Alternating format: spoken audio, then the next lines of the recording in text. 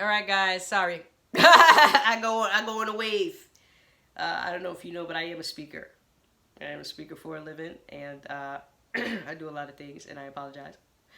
But I'm not sorry because I don't want you to be ashamed, and I want you to be healed, and I want you to be whole, and I want you to live your best life, because tomorrow's not promised. So, here we go. We're gonna kick it off with Stephanie. Black men versus white men.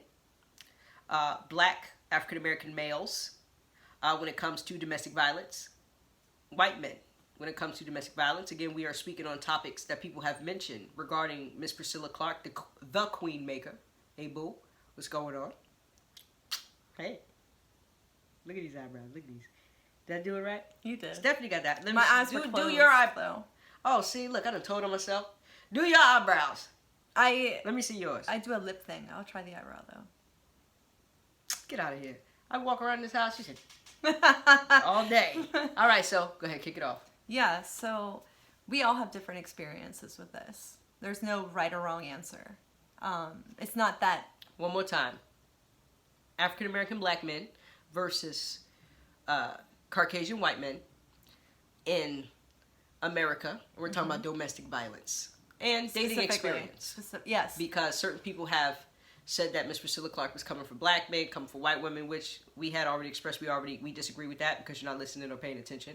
But if you want smoke and she reacts and gives it to you, that's on you. So back to Stephanie. You go first. So the way I was raised was violence was okay.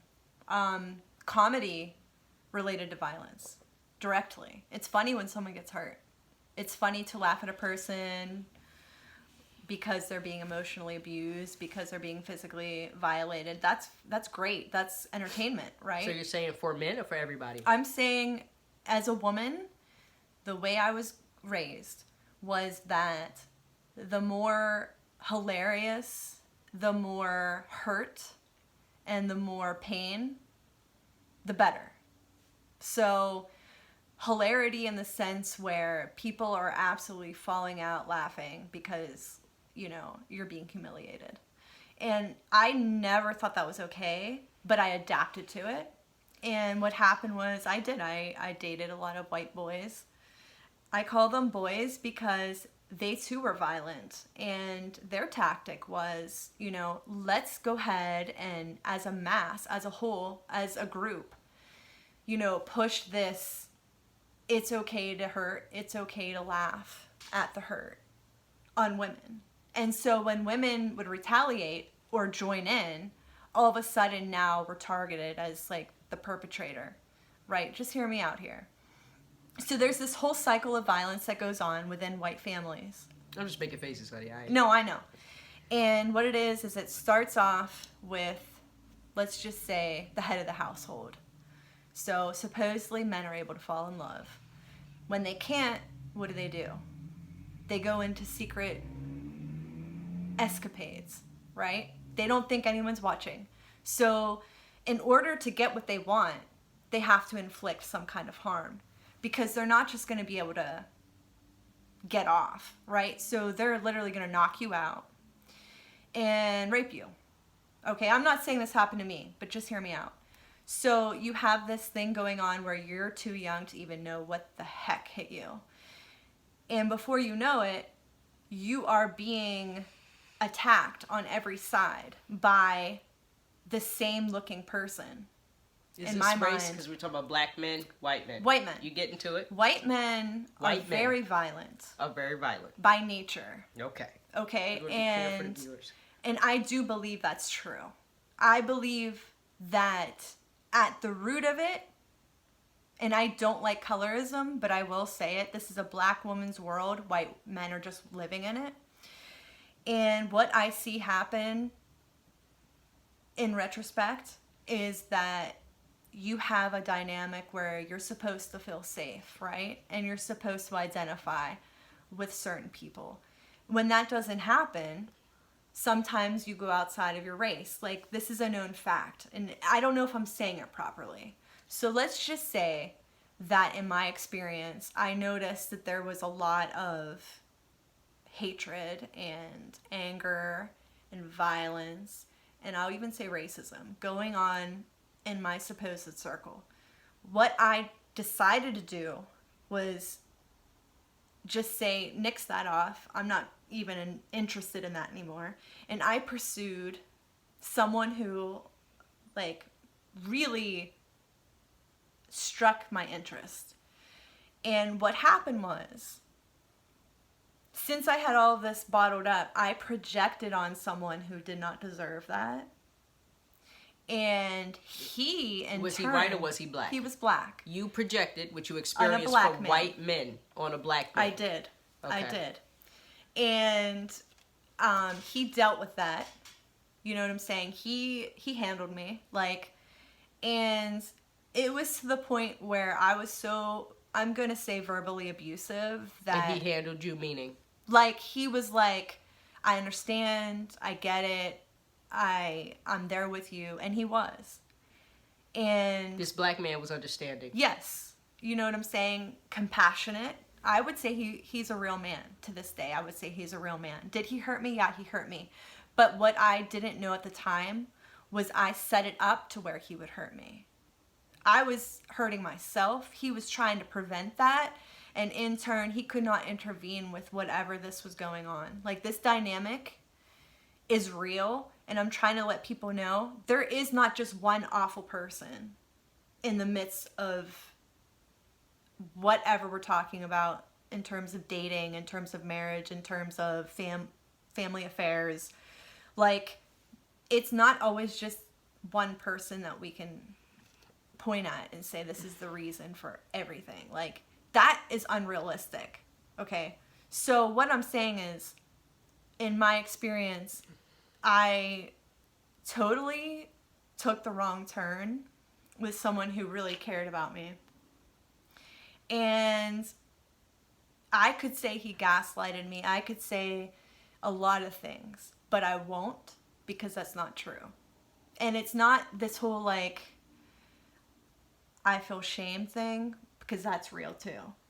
It's more of, I understand what really went down in the past before I even was born, and how that caught up to me, and then in turn affected a whole other person's life.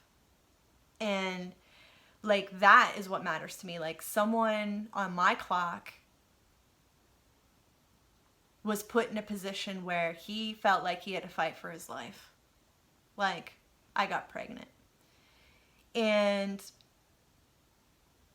as messed up as the situation was, because where we lived was predominantly white as well, in that household in particular, I kind of knew if Girl, I you done showed took up, all listen, my little Holy Ghost if out, I honey.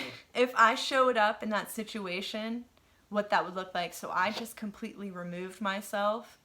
Hear me out. I am. Just because I had one terrible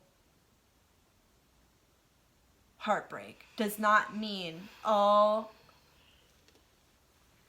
men of a certain, you know what I'm saying, walk of life, or whatever the case. He was nonviolent, is my point. There's violent men, there's nonviolent men. That's what I'm getting at. This black man was completely nonviolent. Pretty much. Pretty Yes or no? much. Yeah, he was nonviolent. He was completely non. He never put his hands on you. He did not put his hands on me except one time where I was, and I'm not saying I deserved it. And was it Just- when you were carrying? This is, no. This is, I just want to be clear. I mean, see, look, this is a really hard conversation to have, and we probably aren't going to post this. But, I mean, like, when you're fighting for your life, that's what I'm trying to get at. It's different than fighting for yourself. Like, I've met men who have fought in so many different ways. and who were these men? Are they white? Are they black? That's what we talking about. Yeah, White, black. like white men who seriously had no business putting their hands in places, and they did it anyway. And my point is, when you're used to that and that's your norm, you're in survival mode. So you're not even in the right place. Like, you're not in a healthy zone.